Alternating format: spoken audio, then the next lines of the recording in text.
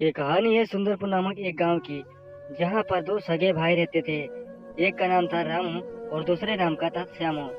श्यामू बहुत ही काम करने में आलसी था, जबकि रामू अपने पिता के साथ हाथ बटाया करता था। श्यामू और रामू में बहुत फर्क था। श्यामू दिन भर अपने दोस्तों के साथ रहकर अय्याशी करता था। उसके दोस्तों का नाम भोला और चिंटू था। इधर रामू बेचारा दिन भर खेतों पे रहता था और अपने पिता के साथ हाथ बटाया करता था। उसके पिताजी आते हैं और कहते हैं कि बेटा, तू ही है एक मेरा बेटा जो दिन भर मेरे साथ रहता है, और तेरा बड़ा भाई जो श्यामू दिन भर अपने दोस्तों के साथ अय्याशी करता है। पता नहीं कब सुधरेगा, हमारे दिन भी कब अच्छे आएंगे।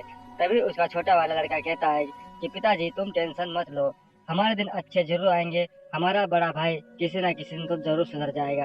तुम चिंता मत करो, हम तुम्हारे साथ हाथ बटाया करेंगे। इधर रामू और बनवारी घर की ओर चल निकलते हैं, लेकिन बनवारी घर के गांव के किनारे मौजूद एक पेड़ के किनारे पहुंचता है।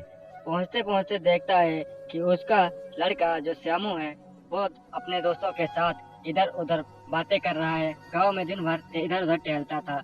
उसका कोई काम नहीं था, बस दोस्तों के साथ अय्याशी करना, इधर खड़े होना उधर खड़े होना। बेचारा बनवारी क्या करता, देखकर वापस घर को चल देता है।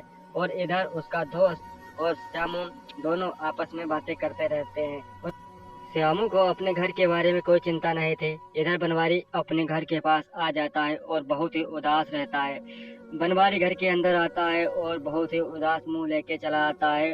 आते आते फिर वो थक जाता है और वहीं पलंग पे बैठ जाता है और सोचता है कि यार भगवान, ये मेरी किस्मत कैसी बनाई, जो मेरा बेटा काम करने लायक हुआ वो तो अय्याशी में पड़ा है, बिगड़े दोस्तों के साथ रहता है, बुरी संगत में है, मैं क्या करूं। तभी छोटा वाला लड़का आ जाता है बनवारी के पास और आकर बनवारी के पास खड़ा हो जाता है और कहता है कि पिताजी तुम चिंता मत करो, अब हम तुम्हारे साथ हैं।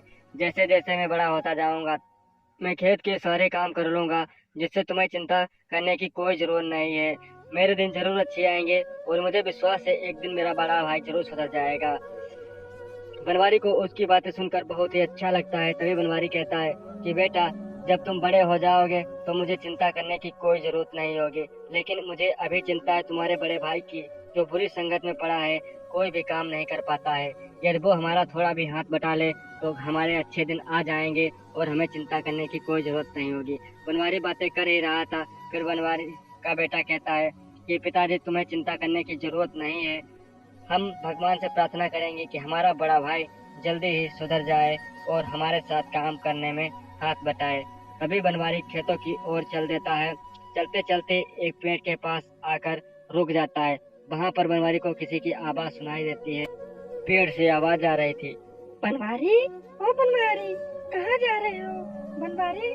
तभी बनवारी कहता है कि कौन हो और सामने आ, मुझे डरने की जरूरत नहीं है, मैं किसी से नहीं डरता हूँ, जल्द जो भी हो मेरे सामने आ जाओ। तभी लुल्लू भूत वहाँ पे आ जाता है। उस पेड़ पर लुल्लू भूत का वास था। लुल्लू भूत बहुत ही अच्छा था, वो किसी को नुकसान नहीं पहुँचाता था। तभी लुल्लू भूत कहता है, तुम्हें डरने की जरूरत नहीं है, मैं लुल्लू भूत हूँ और मैं एक अच्छा भूत हूँ। तुम मुझसे मत डरो और तुम्हें चिंता मुझे पता है। तुम्हारा बेटा है जो बुरी संगत में पड़ा है, कोई भी काम नाम नहीं करता है, इसी बात से तुम परेशान रहते हो। मैं तुम्हारी समस्या का हल कर सकता हूँ, ये तुम मेरी बात ध्यान से सुनो। तभी बनवारी कहता है, हाँ तुम सही कह रहे हो, मैं अपने बेटे से ही परेशान हूँ, क्योंकि वो काम धाम कुछ भी नहीं करता है। मेरा छोटा वाला लड़का है जो भी बहुत छोटा है, काम करने में समर्थ नहीं है, और वो मेरे साथ हाथ बटाता है, लेकिन बड़ा वाला लड़का बुरी संगत में इधर उधर रहता है। मैं जानता हूँ कि तुम्हारा बेटा कैसे सुधरेगा। उसे सुधारने के लिए मेरे पास एक उपाय है।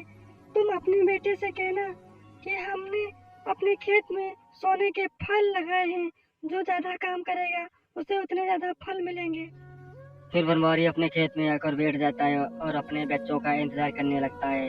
इधर रामू और श्यामू दोनों चले आ रहे थे और अपने पिता के पास आकर खड़े हो जाते हैं और अपने पिताजी को देखने लगते हैं। बनवारी भी अपने बेटों से कहने लगा कि मैंने आपकी बात, अपने खेत में सोने के बीज दिए हैं और उसमें सोने के फल आएंगे। जो सबसे ज्यादा उसमें काम करेगा उसे उतने ज्यादा सोने के फल दिए जाएंगे। जो जितने ज्यादा काम करेगा उसे उतने ज्यादा फल मिलेंगे। यह बात सुनकर उन बेटों को बहुत ही खुशी होती है। छोटा बाल लड़का जानता था कि पिताजी ये कोई चाल चल रहे हैं। इधर रामू और श्यामू दोनों खेत में आकर पहुंच जाते हैं। पहुंचकर देखते हैं खेत तो सारा बंजर पड़ा है और इसमें सोने के फल कैसे आएंगे। पिताजी हमें बेवकूफ तो नहीं बनाते हैं। फिर दोनों लोग काम करने में व्यस्त हो जाते हैं। रामू को तो सब कुछ पता था कि पिताजी तो ये चाल चल रहे हैं, लेकिन रामू को कुछ भी नहीं पता था। दोनों खूब ज्यादा मेहनत करते हैं और उसमें घास वगैरह सब नोच देते हैं। उसके बाद दोनों लोग घर की ओर चल देते हैं। अगले दिन अपने पिता को लेकर रामू और श्यामू दोनों खेत में लेकर आते हैं तो देखते हैं वहाँ पर बहुत बड़े बड़े अनार, सेव, संतरे की बाग बगीचे लगे हुए थे। तभी पिताजी कहते हैं कि बेटा, सोने का फल तो खेत में नहीं उगता है, लेकिन इसे बेचकर हम सोने जैसा जैसा घर जरूर बनवा लेंगे और खूब ज्यादा मेहनत करने पर हमें बहुत ज्यादा पैसा मिलेगा, जिससे हम जितना चाहें उतना सोना खरीद सकते हैं। पिताजी की बात सुनकर बेटे को बहुत ही अच्छा लगता है। रामू श्यामू दोनों खूब मेहनत करने की सोचते हैं। अब बड़े वाले भी लड़के को पिताजी की बात समझ में आ जाती है और वो पिताजी के साथ काम करने के लिए तैयार हो जाता है। दोस्तों, ये कहानी कैसी लगी? यदि हमारी कहानी अच्छी लगी तो मेरे चैनल सब्सक्राइब जरूर कर लेना।